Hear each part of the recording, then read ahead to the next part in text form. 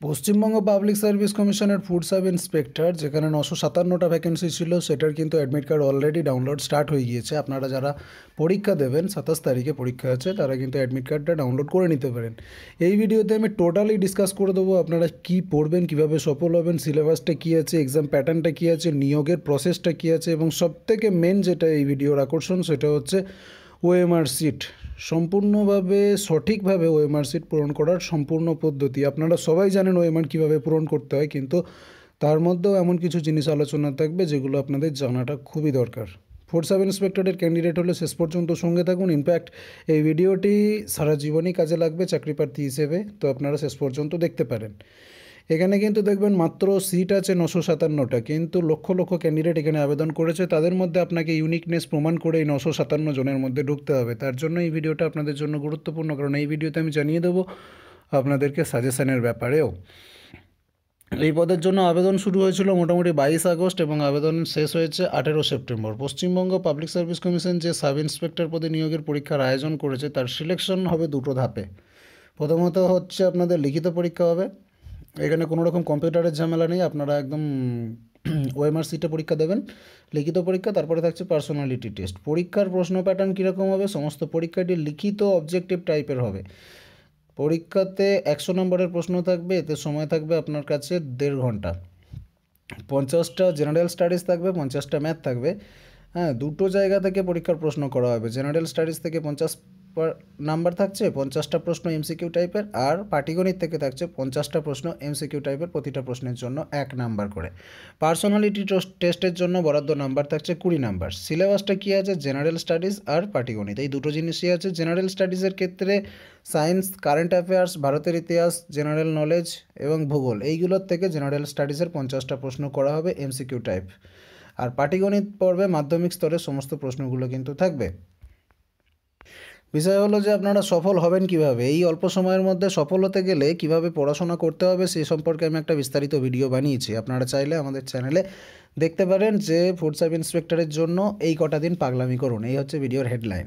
তো আপনাদেরকে এখন জানিয়ে দিতে চাইবো ফুড সাব ইন্সপেক্টরের জন্য একটা লাস্ট মিনিট স্পেশাল সাজেশন আমরা বানিয়েছি। আমি ডিসক্রিপশনে লিঙ্ক দিয়ে দিচ্ছি। এই বইটা PDF 2.0, এই বইটা 27 তারিখে হওয়া পরীক্ষার মানে খুব ভালো রকম আপনাকে গাইড করবে। সম্পূর্ণ বাংলাতে থাকছে। অভিজ্ঞ শিক্ষক মণ্ডলী দ্বারা নতুন যে সিলেবাস আছে সেই সিলেবাসের উপর বেস করে জেনারেল স্টাডিজ এবং ম্যাথ সহযোগে আমরা তৈরি করেছি বইটাকে। অভিজ্ঞ শিক্ষক মণ্ডলীদের বাছাই করা প্রশ্ন প্রায় 250টা পেজ আছে। এই বইটাতে আপনি সম্পূর্ণ গাইডেন্স পাবেন। টোটাল জেনারেল স্টাডিজগুলোর সলিউশন আছে, ম্যাথের সলিউশন আছে এবং শর্টকাট সহযোগে সলিউশন আছে। আপনারা বইটা সংগ্রহ করতে পারেন। এই বইটার জন্য ডেসক্রিপশনে লিঙ্ক দেওয়া থাকছে।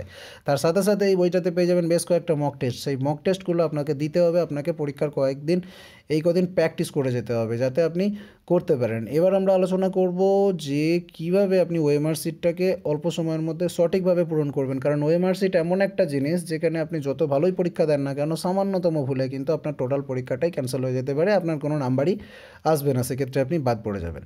তো এই বইটা যারা খুঁজছেন অবশ্যই মক টেস্ট, প্র্যাকটিস এবং সাজেশন এবং সম্পূর্ণ প্রিপারেশান টোটালটাই এই বইটাতে কভার হয়ে যাবে। আপনারা ডেসক্রিপশনের লিঙ্ক ফলো করুন। 24 তারিখ নাগাদ আমরা একটা লাস্ট নাইট সাজেশন নিয়ে আসবো, সেটাকেও সংগ্রহ করবেন, তাহলে আপনাদের পরীক্ষার জন্য অবশ্যই উপকার হবে। ওএমআর সিটের সঠিক পূরণ করার পদ্ধতিটা চলুন দেখে নেওয়া যাক।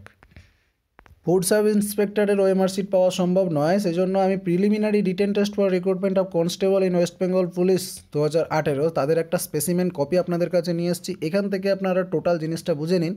আপনাদেরও 50-50-100টা প্রশ্ন থাকবে। ওএমআর সিটটা কিছুটা এইরকমই কিন্তু হবে।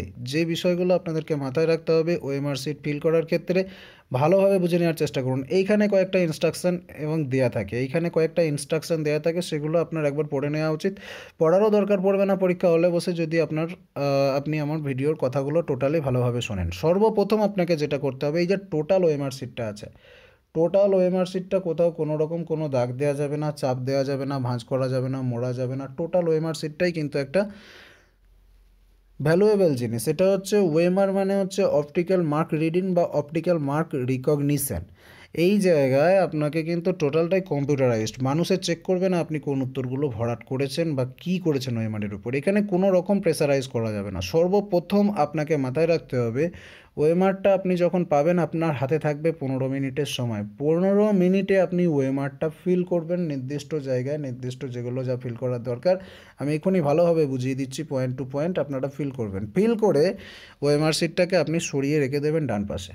আমি তো কোনো পরীক্ষাতেই ওএমআর শিটকে ইউজ করি না প্রথম 1 ঘন্টা।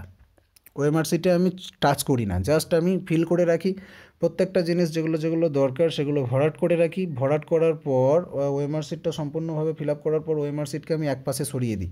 আপনাকেও এটাই করতে হবে। কেন বলছি? এটাই সবথেকে best process, because OMR sheet এমন একটা জিনিস, আপনি ধরুন যে সলিউশানগুলো করবেন সেটা তো প্রশ্নপত্রের উপরে করবেন।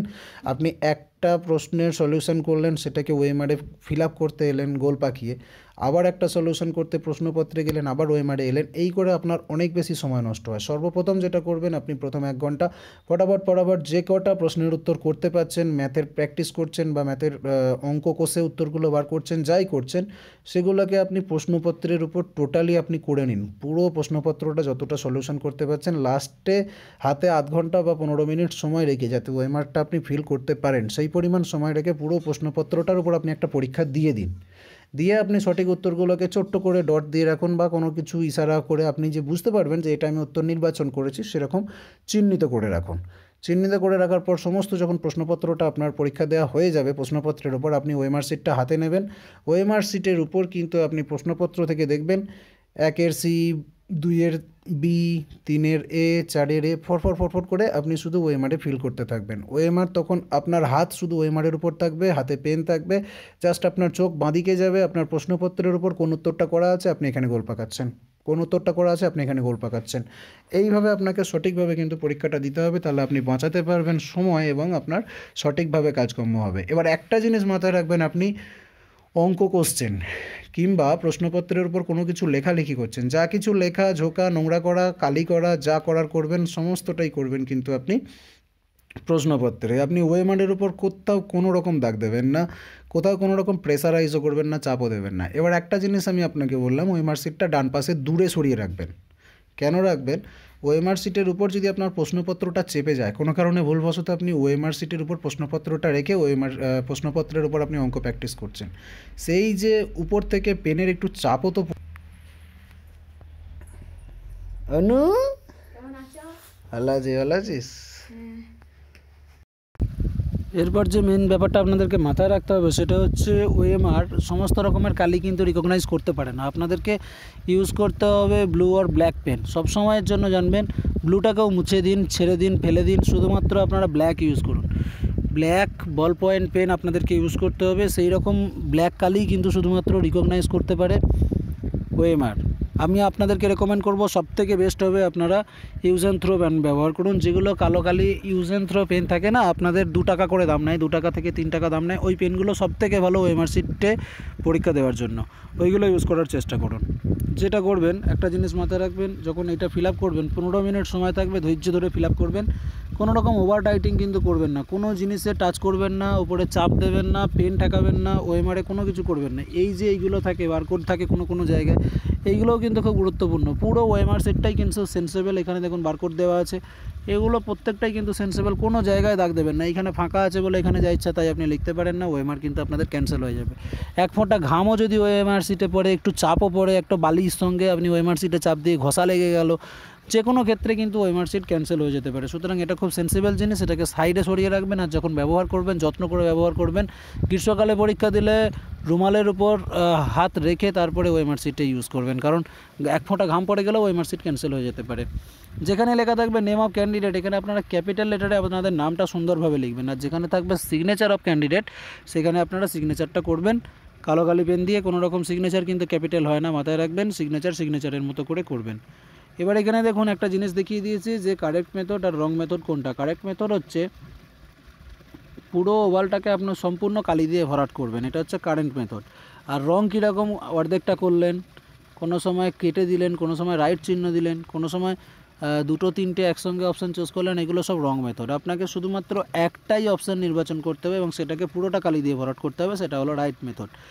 যখন এই জাতীয় অপশানগুলো থাকবে, যেমন এখানে 2 নম্বর টেবিল আর 4 নম্বর টেবিল দেখুন বলছে WT রোল নাম্বার লিখতে আর কোশ্চেন বুকলেট নাম্বার লিখতে।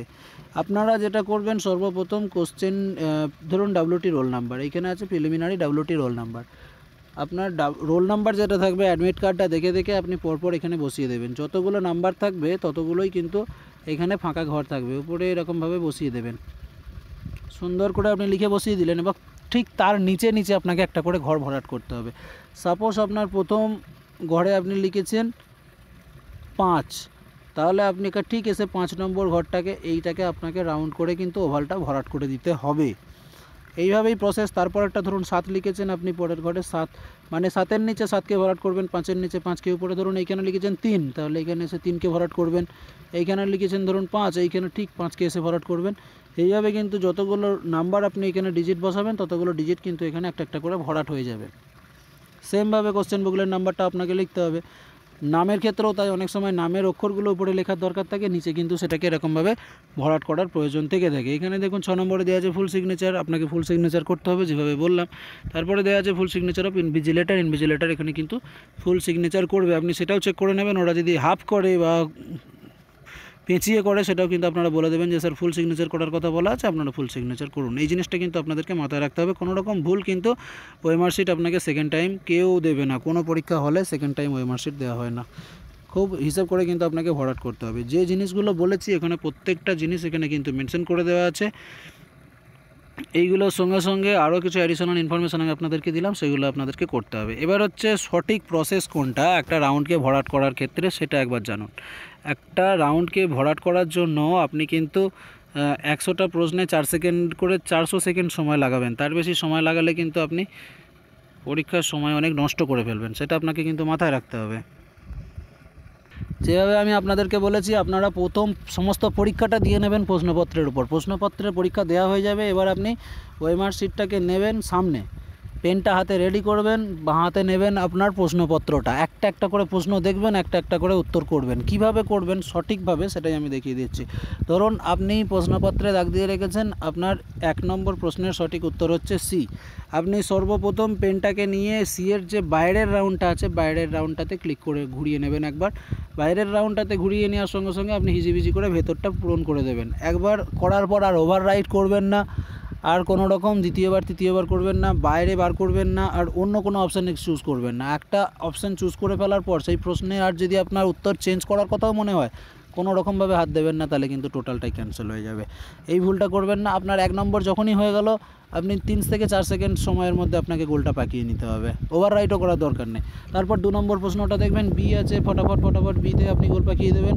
আমার কিন্তু এটা স্ক্রিনে করছি বলে সমস্যা হচ্ছে, আপনারা পেন দিয়ে করবেন, কোনো রকম সমস্যা হবে না। তারপর আবার চোখ যাবে একবার প্রশ্নের দিকে, ফটাফট আপনি কিন্তু পরের প্রশ্নটা গোল পাকিয়ে নিলেন। তারপর আবার চোখ যাবে আপনার কোশ্চেন পেপারের দিকে, আবার আপনি ওএমআর শিটে এসে কিন্তু আপনার ওএমআর শিট থেকে আপনার ডান হাত আর পেন উঠবেই না, ডান হাত আর পেন আপনার উঠবেই না, কারণ আপনি প্রথম সমস্ত পরীক্ষাটা 1 ঘন্টা ধরে দিয়ে রেখেছেন আপনার প্রশ্নপত্র থেকে শুধু আপনি উত্তর দেখছেন আর এখানে গোল পাকাচ্ছেন, উত্তর দেখছেন আর এখানে গোল পাকাচ্ছেন।